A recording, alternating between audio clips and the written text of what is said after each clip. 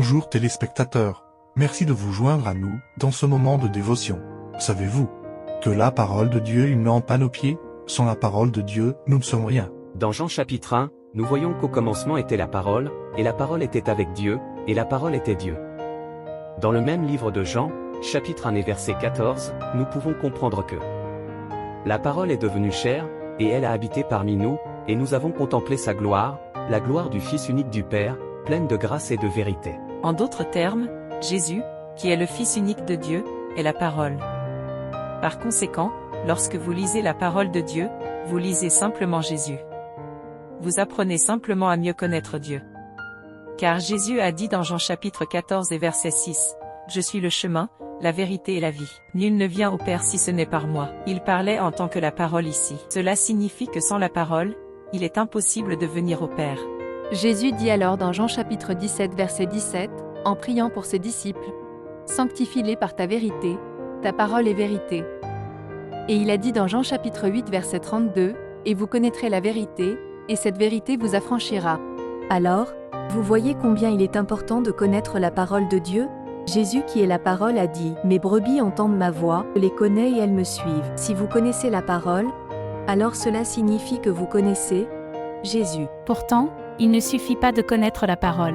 En tant que chrétiens, nous devons croire en la parole de Dieu et obéir à la parole de Dieu. Jean chapitre 3 verset 16 dit « Car Dieu a tant aimé le monde qu'il a donné son Fils unique, afin que quiconque croit en lui ne périsse point, mais ait la vie éternelle. » Doutez-vous parfois de la parole de Dieu? Y a-t-il des choses que vous croyez que Dieu peut faire, et d'autres qu'il ne peut pas faire? Y a-t-il des moments où vous trouvez la parole de Dieu difficile à pratiquer?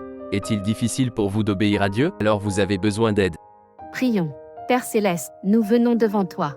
Entends notre cri, au Seigneur, et assiste à notre prière. Hébreux chapitre 4 et verset 16 dit, « Approchons-nous donc avec assurance du trône de la grâce, afin d'obtenir miséricorde et de trouver grâce pour secourir au moment du besoin. » C'est pourquoi nous t'invoquons, ô Seigneur. Établis nos pas dans ta parole, car ta parole est la vie, ta parole est lumière, ta parole est notre guide.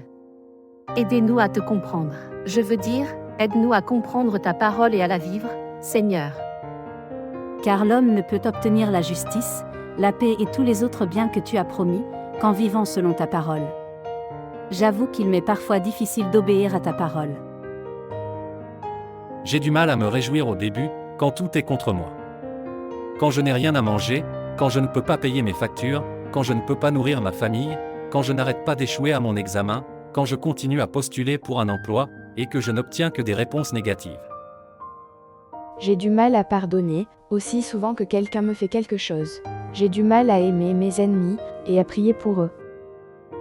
J'ai du mal à aider mon voisin, quand je suis confronté à la même situation que lui. Seigneur, aide-moi à obéir à ta parole, parce que l'obéissance est la clé pour montrer que nous t'aimons. Tu as dit que si nous t'aimons, nous devons garder tes commandements. C'est pourquoi, Seigneur, donne-moi la grâce de te connaître, de te comprendre et de t'obéir. Sans toi, je suis perdu.